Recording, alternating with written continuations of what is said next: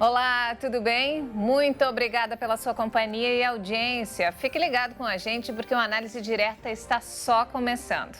O nosso programa de entrevistas que traz assuntos importantes para o nosso dia a dia.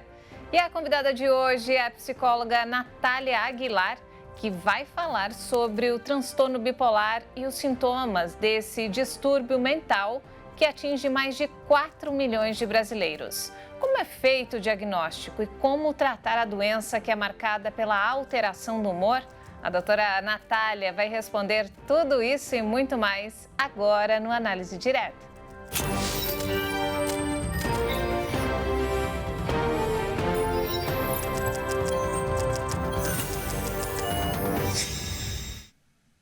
Seja muito bem-vindo ao Análise Direta. Nós recebemos nos nossos estúdios em São Paulo a psicóloga doutora Natália Aguilar, que vai falar sobre bipolaridade, a doença que atinge cada vez mais a população.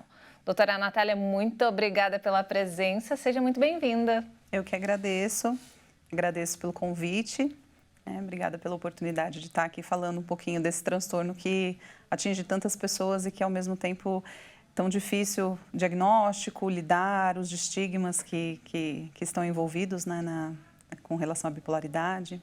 Doutora, o que de fato seria a bipolaridade e como ela atinge a população? A bipolaridade, ela é um transtorno considerado um transtorno de humor, né? Em que existem fases de oscilação desse humor da pessoa que é atingida por esse transtorno. Ora, essa pessoa está numa fase de mania, que é o que nós chamamos de a fase maníaca, e horas em fases depressivas. Esse transtorno, ele tem, não é como no dia a dia a gente fala assim, hoje eu estou meio bipolar, né? Não funciona desse jeito. O transtorno, ele existe uma duração de semanas a meses em cada fase. Então, esse é a grande característica da doença, tá? E quais são os fatores de risco, doutora? Existe uma tendência, né, à depressão, né, quando geralmente a pessoa que é acometida pelo transtorno bipolar. O tipo mais comum é o transtorno bipolar do tipo 2, ele é dividido, né? No DSM é dividido em tipo 1 e tipo 2. O tipo 1 inclui a fase maníaca, a fase hipomaníaca e a fase depressiva. E o tipo 2, que é o mais comum, que é considerado um tipo mais leve, vamos dizer assim, ele tem a fase hipomaníaca e a fase depressiva. Geralmente, a maior parte as pessoas elas ficam a maior parte do tempo na fase depressiva. Então, os fatores de risco, né, seria essa falta de energia, né, para realizar tarefas do dia a dia, que acaba cometendo muito realizar tarefas básicas. Por exemplo, você levantar da cama para fazer a sua higiene, para escovar um dente, para trabalhar, básicas, né? Enfim, e acaba, a depender do nível da depressão que a pessoa é acometida, impacta muito no dia a dia dela, porque ela não tem energia para fazer as coisas, né? Doutora, como diferenciar uma oscilação normal de humor que todos nós temos, né? Tem dias que nós estamos bem, tem dias que a gente não quer fazer nada, nem sair da cama direito, para uma bipolaridade? Porque eu acho que tem muita gente que confunde. Sim. Primeiramente, eu acredito muito que a melhor arma, né, que a gente tem para diferenciar e para lidar com essa questão é o conhecimento. Primeiramente, a gente ter conhecimento, o nosso próprio conhecimento, e para a gente poder fazer a busca correta de ajuda, né? A bipolaridade, ela tem uma característica que é mais marcante, que não é essa oscilação diária do humor. Que acontece alguma coisa, você fica, sei lá, você fica com raiva, acontece alguma coisa, você fica mais feliz durante o dia.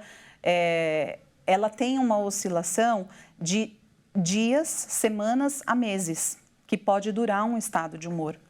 Então, isso é o grande diferencial da bipolaridade. E é claro que todo transtorno que ele não é diagnosticável, né, por um exame, por uma imagem, é passível de erros, né? Ele vai ser mais difícil da gente chegar num diagnóstico, da gente fechar um diagnóstico. Então, por isso que eu estou dizendo que, assim, o conhecimento ele é muito importante para que a gente possa buscar as fontes corretas, as fontes que trazem um conforto maior para a nossa condição, né? O autoconhecimento ele faz muito parte desse processo. Mas, doutora, por exemplo, vocês como especialistas, tanto psicólogos quanto psiquiatras, vocês conseguem diagnosticar uma pessoa numa primeira consulta? Não, não. Eu não me sinto confortável em fazer isso. Eu acho que o diagnóstico, quando existem transtornos dessa natureza, o diagnóstico ele precisa ser processual. Ele é um processo de diagnóstico e ele precisa ser multidisciplinar. Até porque a pessoa pode chegar no seu consultório em um dia que não está muito bem e falar, não, hoje minha vida está não sei o quê, o meu humor oscilou pra caramba. E você vai com o diagnóstico com base no que ela está vivendo naquele momento. Isso. É até por isso, né, que não é isso. bom. E a gente precisa estar sempre em contato, né? Quando existe uma suspeita, eu sempre falo que assim, a gente não pode trabalhar sozinho, a gente tem que trabalhar em equipe, né? Eu, como psicóloga, eu preciso trabalhar em equipe, no caso do transtorno da bipolaridade, principalmente com o médico psiquiatra. Eu preciso estar em conjunto com ele, para esse diagnóstico ele ser mais preciso e para a atuação dele como psiquiatra na prescrição da medicação, porque o transtorno bipolar, ele é um transtorno crônico, que ele vai precisar que a pessoa ela tome medicação para o resto da vida, sim, porque é um transtorno crônico que não tem cura, né? Não significa que pelo fato de não ter cura que a pessoa não possa ter uma vida funcional. Você consegue levar uma vida normal fazendo o tratamento adequado? Sim, fazendo o tratamento adequado, você consegue levar uma vida normal. E aí acho que a gente entra na parte de quebrar um pouco esses estigmas, né, que existem em cima do transtorno da bipolaridade, porque se você chega e você fala que você tem transtorno bipolar, você é taxado de louco, você é taxado de pessoa que não é bem equilibrada, não bate bem. Ainda tem esse estigma, né, doutora? Ai, tem muito. Por mais que o número é bem exorbitante, né? Mais de 4 milhões de brasileiros. Isso pessoas que foram diagnosticadas. Isso. Imagina quem não foi. Então, a gente pode basicamente dobrar esse número, né? Sim. Porque não é todo mundo que tem acesso. Não é todo mundo que tem acesso, é isso mesmo. A informação. E assim, esse estigma é algo que dificulta muito a vida da pessoa que traz, né, que tem esse diagnóstico, porque ter o diagnóstico de bipolaridade é lutar com um transtorno que pensa, né, numa hora você você tem que estar o tempo todo em alerta, né, porque uma hora você está com um humor mais depressivo e alguma coisa acontece no seu dia que é gatilho para você entrar numa fase de mania, por exemplo. É muito desgastante isso para a pessoa que vivencia. E até para quem está do lado, né? E para quem está do lado também. E aí, o estigma, ele traz algo a mais, é um plus a mais que essa pessoa ela vai precisar lidar. Então, muitas vezes, essa pessoa ela não vai ter relações muito saudáveis, ela não vai se desenvolver profissionalmente, porque vai ter essa dificuldade dela lidar com o social, né? É complicado, mas é extremamente importante, né, fazer o diagnóstico e tratar. Exato. Porque você vai ter que conviver. Se não tratar, o que pode acontecer, doutora?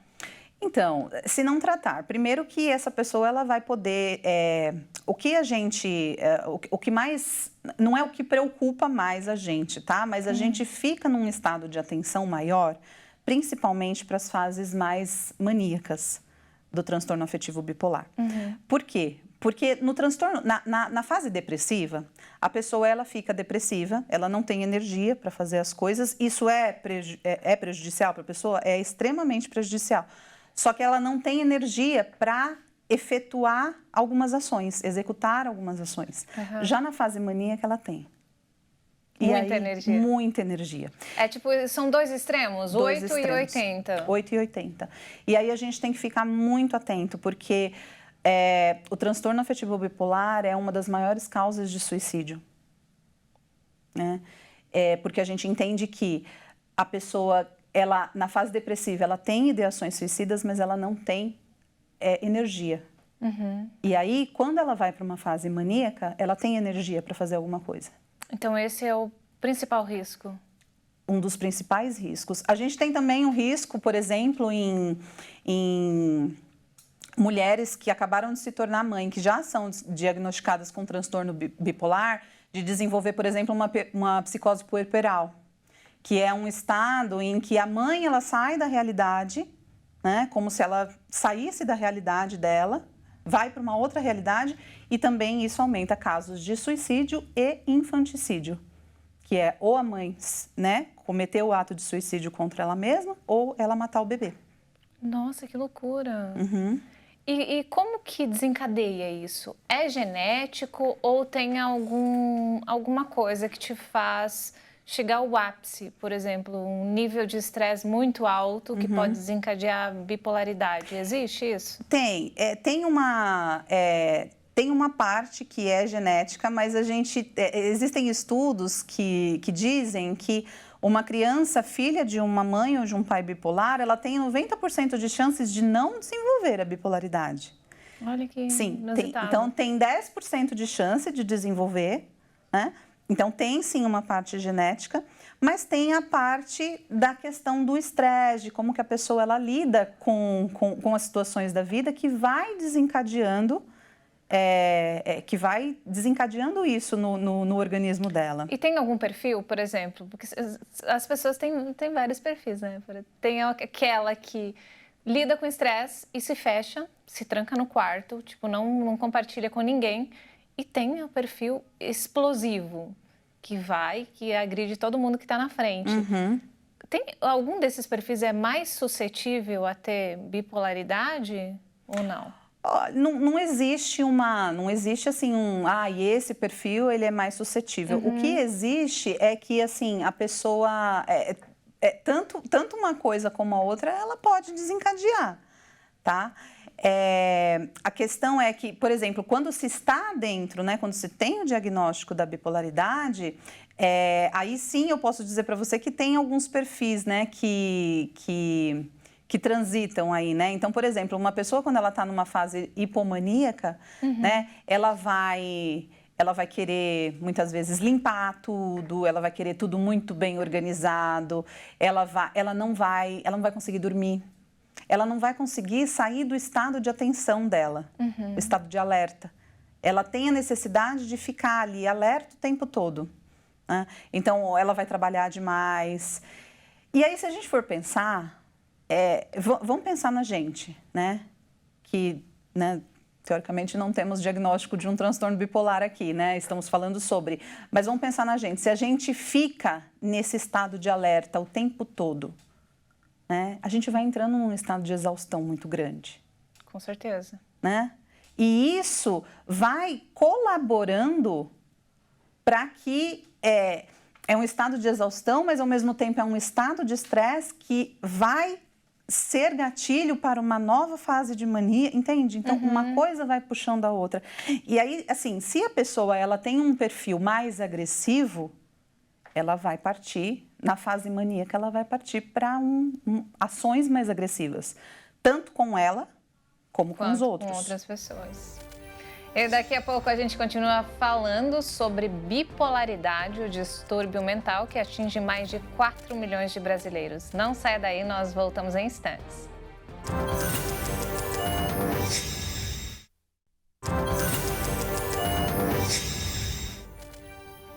O Análise Direta está de volta e hoje o nosso bate-papo é sobre bipolaridade. A doutora Natália Aguilar está tirando todas as nossas dúvidas sobre esse distúrbio que afeta o humor e pode prejudicar o cérebro. Doutora, a bipolaridade ela afeta apenas adultos ou também ela desencadeia esse processo em crianças? A bipolaridade ela pode acontecer em crianças, mas o diagnóstico, geralmente, ele não é dado. Frequentemente, o que a gente vê é o diagnóstico ele vir na fase adulta. E por que isso acontece? Porque a bipolaridade, ela é um transtorno que o diagnóstico ele é clínico. O que é diagnóstico clínico? É quando a gente faz um diagnóstico em cima de observações clínicas. Não existe exames que comprovem, né? Quando você está, né, com o osso quebrado, quando você tem um colesterol, quando você tem uma glicemia alta, uma diabetes, você faz um exame e é comprovado que você tem aquilo. No caso do transtorno bipolar e de diversos outros transtornos psíquicos que nós lidamos aí no dia a dia, não existe esse exame. Então, o diagnóstico ele é feito por meio da observação comportamental, tá? E aí, o que acontece? Quando nós somos crianças, os comportamentos, eles são diversos. E existem muitos comportamentos que estão lá dentro da caixinha do ser criança. Que muitas vezes eles até são colocados dentro dessa caixinha do ser criança.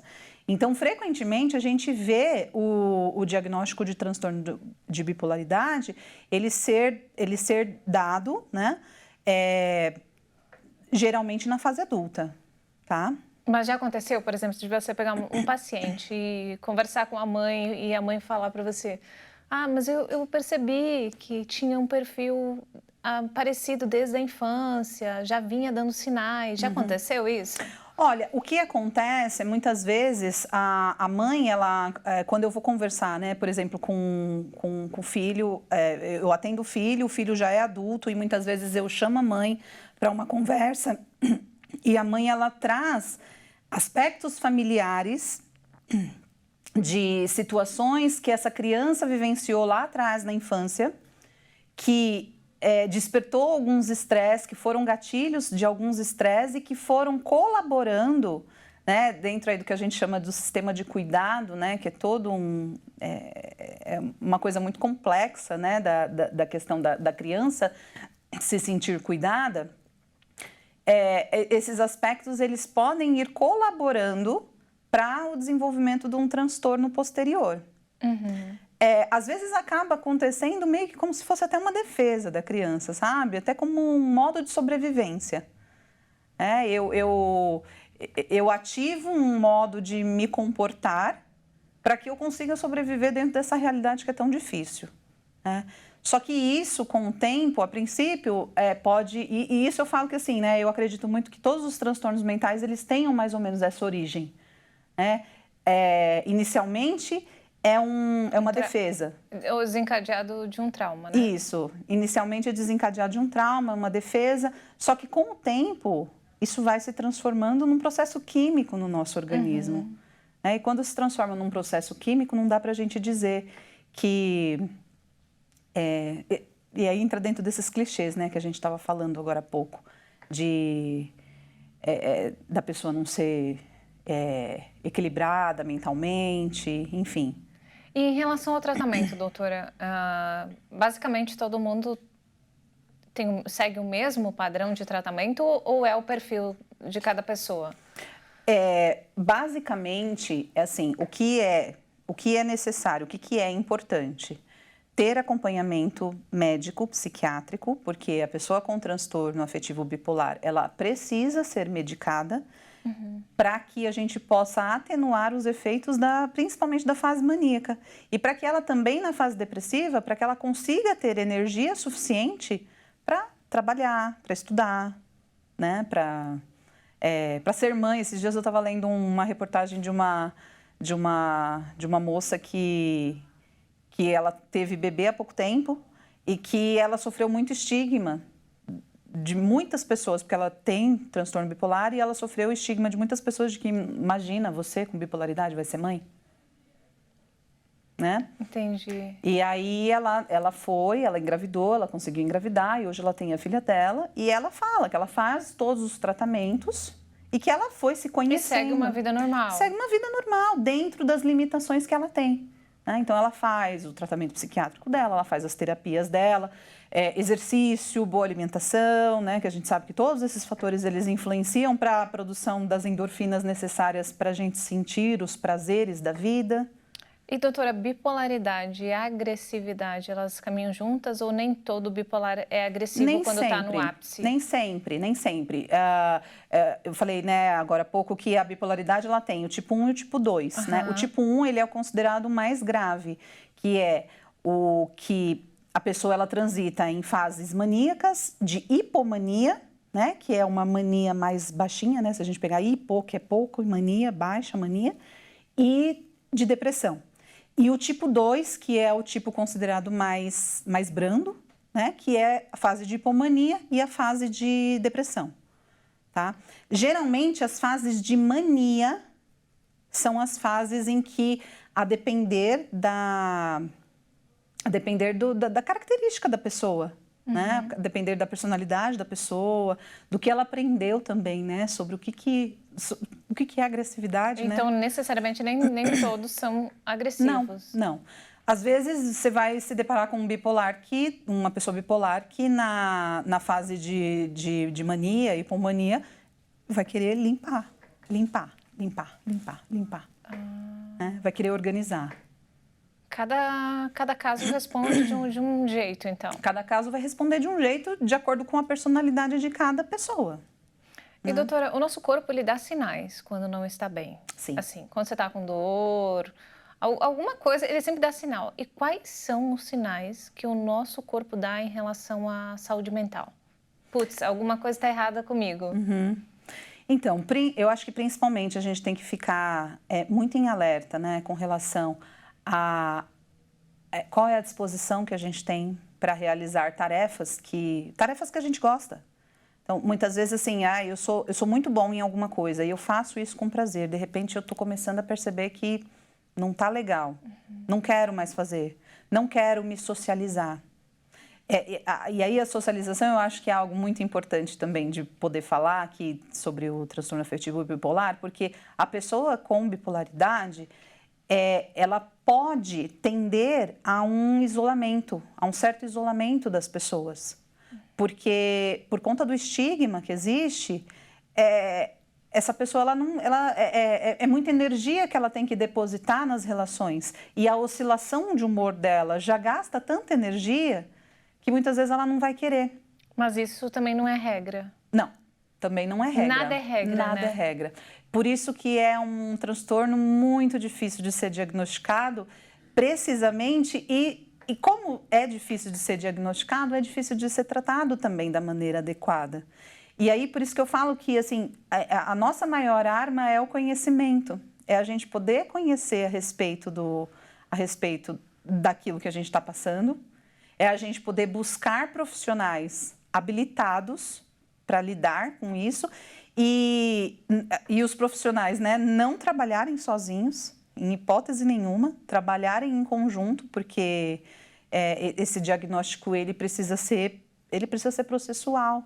Né? Então, o médico ele vai intervir na medicação, o psicólogo ele vai intervir na psicoterapia e nas intervenções que funcionam melhor para esse paciente. Então, nada de dar diagnóstico logo de cara? Não. Precisa ter um certo estudo, conhecer melhor a pessoa. Conhecer. Você diria que, em média, quanto tempo que você precisa analisar o caso e para conseguir ter um diagnóstico preciso? Olha, eu não costumo estipular muito tempo, porque isso vai depender muito de como a pessoa ela vai se apresentar em psicoterapia comigo. Mas nunca numa primeira consulta? Não. Se, por exemplo, se eu tenho uma pessoa que conversa bem, que se abre, que tem facilidade de falar sobre as suas questões e a gente entra nas questões das dores dela, eu diria que no mínimo, estou chutando baixo, uns 6 meses. Tá? Para você assinar embaixo e falar, não... Para a gente poder pensar em alguma coisa, tá? Antes disso, existem pessoas que me procuram assim, eu preciso de um laudo, não. E já aconteceu de alguém chegar para você e falar, eu sou bipolar? Já. Aí você fala, peraí, como assim? Geralmente eu pergunto, o que você sabe sobre bipolaridade? Né? Porque tem essa questão social, né? Que hoje eu acordei muito bipolar, eu não sei o que está acontecendo comigo, né? Até virou uma brincadeira. E todos nós temos essa oscilação de humor. são os fatores que acontecem no nosso dia a dia, né? Mas isso não significa que somos bipolar. Não, que na verdade, assim, essa oscilação de humor do dia a dia, ela é natural e esperada, né? Não é, a gente fica, né, nessa oscilação. Né? Eu brinco com os meus pacientes que eu falo assim, né? Sabe aquele aparelho do hospital, quando você é ligado? Então, quando o coração tá batendo, ele fica subindo e descendo, subindo e descendo. Se a linha tá reta, você morreu? Você morreu, acabou, não tem mais nada. Então, a gente vai ter esses picos. Significa que a gente está vivo, significa que a gente está, né? Mas eu acho que é prestar atenção, né? Quanto de energia, quanto tempo eu fico nessas oscilações, né? Eu acho que vai ser a principal questão. Ah, e uma coisa também que é importante falar, né? A impulsividade. Geralmente a pessoa, quando ela está numa fase maníaca, ela é muito impulsiva nas ações, ela é muito impulsiva em gastos, às vezes em uso de substâncias, né? Então, tem uma impulsividade de acordo com aquilo que a pessoa vivencia. E é tipo um prazer momentâneo. Um prazer momentâneo. A pessoa vai, gasta, aí depois fala, nossa, o que eu fiz? Aí vai pro fundo do poço. Isso. São altos e baixos. São altos e baixos. E tudo isso, esses distúrbios, eles também estão relacionados com a depressão. Também. Eles caminham, na verdade, tudo meio junto, né? Sim. Porque a bipolaridade, ela tem a fase depressiva, né? E na fase depressiva, no tipo 2 de bipolaridade, que é esse que eu falei que é considerado um pouco mais brando, a depressão, ela é a fase que predomina, né? É a fase que dura mais tempo. Doutora, mas na sua opinião, o porquê tanta gente está com esses problemas? Principalmente depois da pandemia. Olha, eu falo que a gente tem vivenciado, né, principalmente depois da pandemia, a gente tem vivenciado um mal do século, né? Saúde mental, ela por muito tempo, ela era vista como algo que não... como não importante. Tipo frescura, né? Frescura, ela não quer trabalhar. Você não tem o que fazer, né? Ai, vai lavar uma louça que passa, Sim. sabe? Quantas vezes a gente não escuta isso? E assim, eu falo que assim, eu, por exemplo, no meu consultório, eu não ponho placa para a rua, né? Porque existe um estigma, os meus clientes, eles vêm de outras formas, né? Existe um estigma, eu já cheguei a pegar pacientes que se incomodavam de verem outras pessoas, né, que estavam vendo que eles estavam entrando num consultório psicológico. E até mesmo dos profissionais, né, as pessoas não conheciam muito o problema. Eu quase perdi minha mãe na infância por causa disso. Ela tinha depressão seríssima e o médico tratou como se ela tivesse um problema no cérebro. Ele chegou a falar que ela tinha tumor no cérebro. Olha só. Ela praticamente morreu. Ela chegou a pesar 30 e poucos quilos da minha altura, 1,70. E foi bem complicado. E isso eu tô falando de coisa de 25 anos atrás, não é de 50 anos, né? Sim. E assim, o que eu venho percebendo, eu acho que é assim, né, uma pena, né? Eu sinto muito, né, pelo que a sua mãe passou, pelo que vocês passaram, né? Porque todas essas coisas, elas são tratáveis. Sim. Elas são tratáveis. Hoje ela vive super bem porque ela foi diagnosticada depois de praticamente morrer. Sim. E o quanto é importante a gente poder cuidar da nossa saúde mental. Né? A nossa saúde mental, corpo e mente, eles precisam caminhar juntos, né? É um equilíbrio. Né? Precisa ter uma autorregulação de corpo e mente. Se um dos dois está desequilibrado, né, vai repercutir, né? A mente repercute no corpo e o corpo repercute na mente. Exatamente, não adianta você ir para a academia e ficar lá treinando o dia inteiro se a sua mente não está bem, né? Exato. E existe um equilíbrio em todos os aspectos, né, para você cuidar da mente. É fé, é um bom especialista, um tratamento multidisciplinar. E aí eu acho que sim, a pessoa ela vai precisar buscar aquilo que né, tirando assim, né, o tratamento psiquiátrico e a psicoterapia que precisa ter, né, ela vai precisar buscar aquilo que faz sentido para ela e aquilo que faz bem para ela. Né? E aí a gente sugere, vai fazer exercício, porque exercício é uma forma de você cuidar do corpo, tenta ter uma boa alimentação. Você tem alguma fé, alguma espiritualidade, vai atrás disso, vai se fortalecer. né? Eu trabalho muito com os meus pacientes nisso, né? Que se você estiver fortalecido, a gente não está aqui para curar a tua bipolaridade, mas a gente está aqui para te fortalecer para você poder lidar com aquilo que você tem. E, doutora, você já pegou algum caso, por exemplo, a pessoa chegou para fazer tratamento com você, tinha o diagnóstico de bipolaridade e depois de um tempo você falou, não, essa paciente não é bipolar? Ah, já. Já aconteceu? Já aconteceu. Já aconteceu. Não são casos que eu falo assim, né, para o paciente falar, não, porque entra num dilema ético, né, do profissional que deu o diagnóstico, mas a gente vai construindo, né, esse processo juntos e às vezes eu sugiro, olha, que tal? O que você acha de você passar com outro especialista para ter uma segunda opinião, né? Porque às vezes é o que a gente estava falando, né? Não dá para a gente dar um diagnóstico no primeiro dia, né? Num primeiro dia, Exato. sem a gente conhecer aquela pessoa, a gente está falando de um transtorno que ele não acontece da noite para o dia. E é o que a gente estava comentando lá no primeiro bloco, né? A pessoa vai no consultório, a gente nunca sabe como que está o humor dela naquele dia. A gente não sabe e a gente não sabe nada dessa pessoa ainda. É uma pessoa que você está conhecendo naquele momento. Como que você vai dar um diagnóstico tão preciso? Sim, e a gente precisa ter uma relação mínima com a pessoa para a gente poder entender como é o funcionamento psíquico dela. Exatamente. E depois do intervalo a gente continua nosso bate-papo. Não saia daí, o Análise Direta volta em instantes.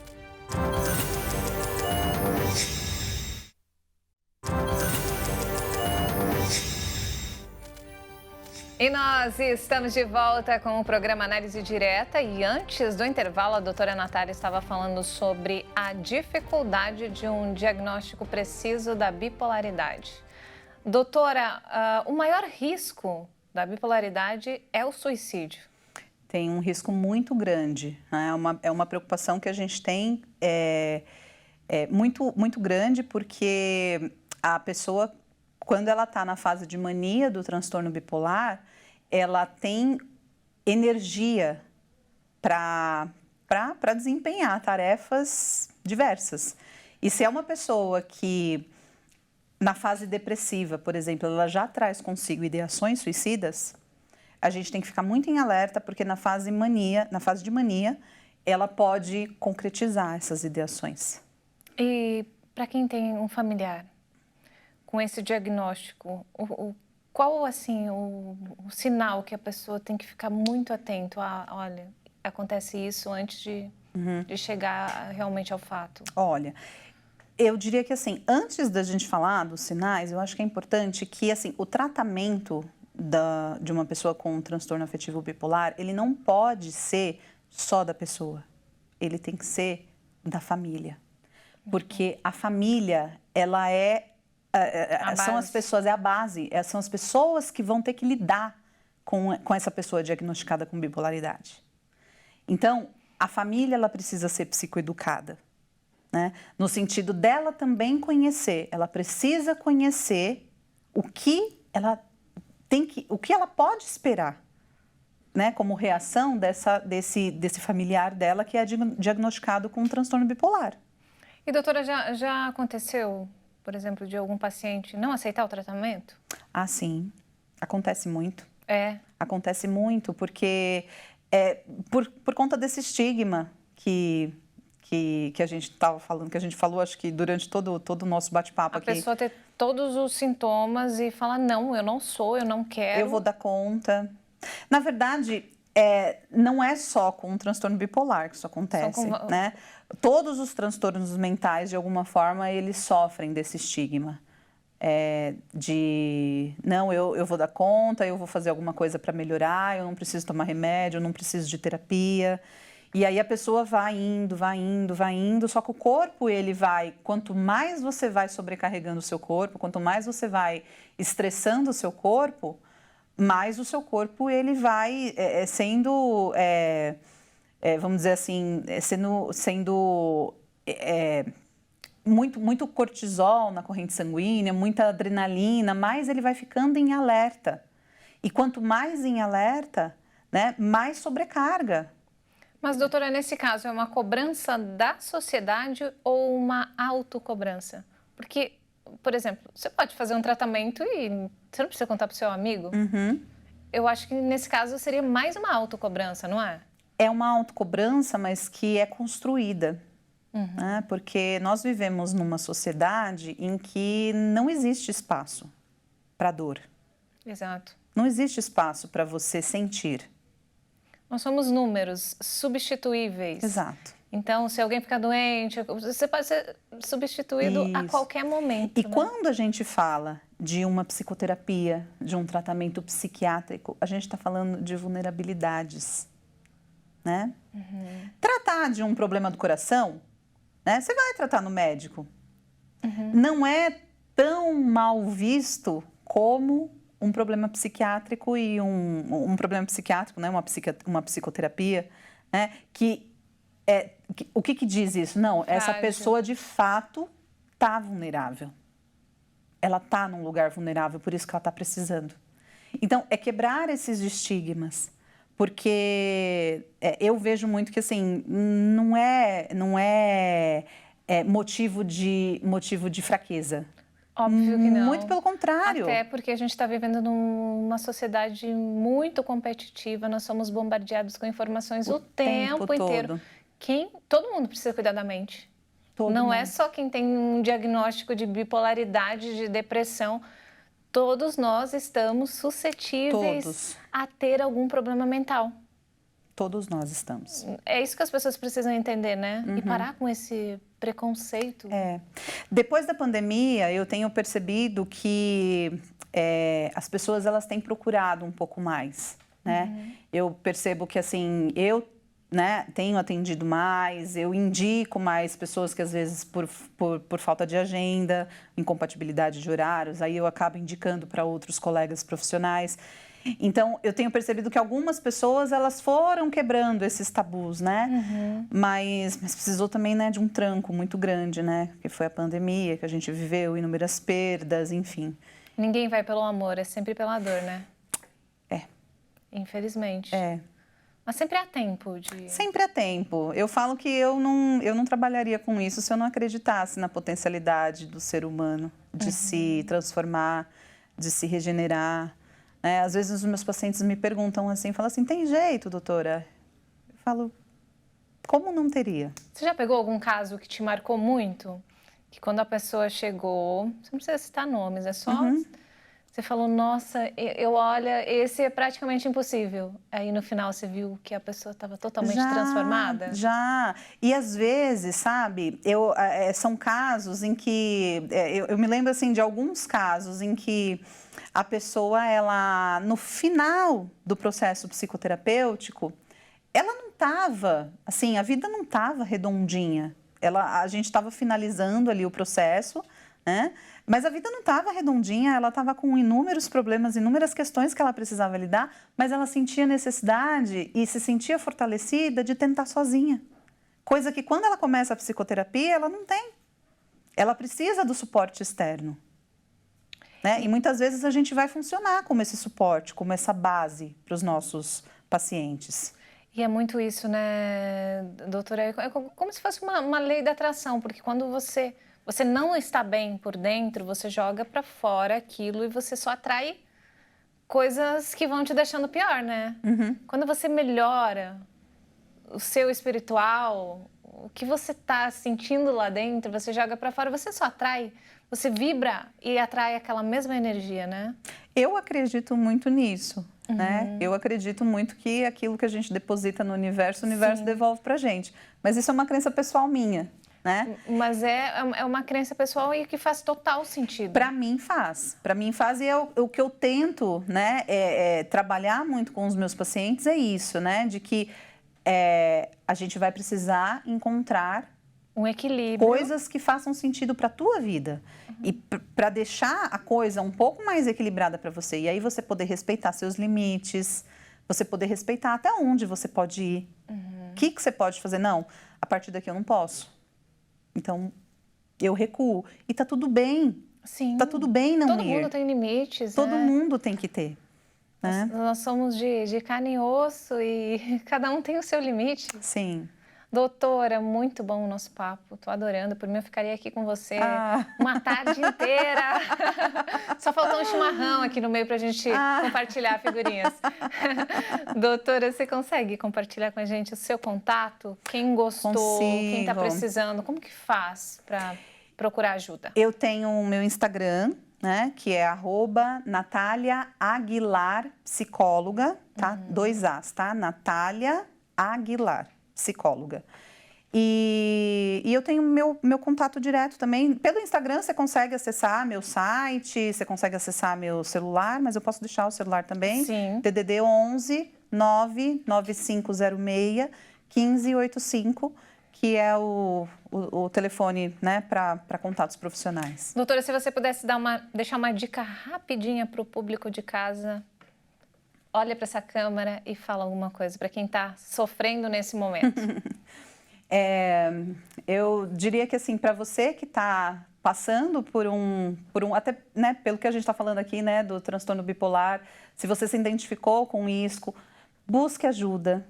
Se você não se sentir confortável com a primeira ajuda que você tiver, busque uma segunda opinião. Não tem nada de errado de em alguns momentos da vida a gente se sentir mais vulnerável, tá tudo certo, desde que a gente pense no que a gente vai fazer com isso, tá? Busque ajuda, busque conhecimento e é perfeitamente possível conviver com o transtorno afetivo bipolar, desde que a gente tenha algumas ações que possam ser suportivas para que você possa conviver de uma maneira mais funcional. Doutora Natália, muito obrigada. O nosso bate-papo de hoje foi bem produtivo. Eu que agradeço. Seja sempre muito bem-vinda. Muito obrigada. E o Análise Direta fica por aqui. Continue ligado na nossa programação, porque aqui você sempre tem um especialista renomado tirando todas as suas dúvidas sobre assuntos importantes que fazem parte do nosso dia a dia. Muito obrigada pela companhia e até a próxima.